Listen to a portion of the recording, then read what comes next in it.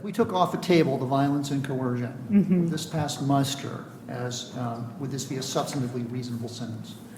Your Honor, I don't think you have to, because under the 3553A factors, all acquitted conduct can be considered. Right. But even if you did... I realize that, but let's assuming for the purposes of my hypothetical, assuming that we take off the table the violence and the coercion, right, would this sentence be substantively unreasonable?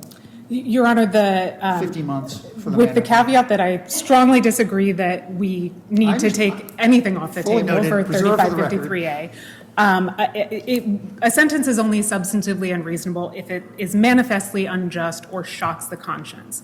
And we see that sort of dynamic in some of the other cases. I'm thinking of the Jones case in which Justice Scalia, dissented. I can't remember the difference between the guidelines without consideration of acquitted conduct, but it was something astronomically high. And here, the 50-month sentence was below guidelines and reflected the fact that the judge really did consider the fact of the acquittals. If the judge had just ignored the acquittals and sentenced on the trafficking or the racketeering, the sentence would have been at least 15 years. There's a 15-year mandatory minimum term with a trafficking charge.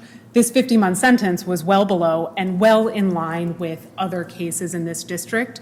Judge Subramanian was very focused on other Mann Act sentences and asked the parties to provide a list of Mann Act cases and the sentences. And so he was fully aware of the different ranges of sentences that Mann Act defendants get.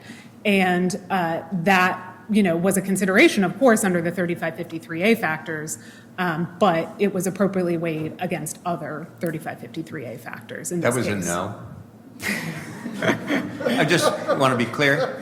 Was that a no? It would not be I don't remember the unreasonable? original question, but I think that's a no, Your Honor. Let me rephrase my original question. So, you're very good at evading my question. So it's very good, actually. If I was a district judge, I would say the witness will be responsive to the question.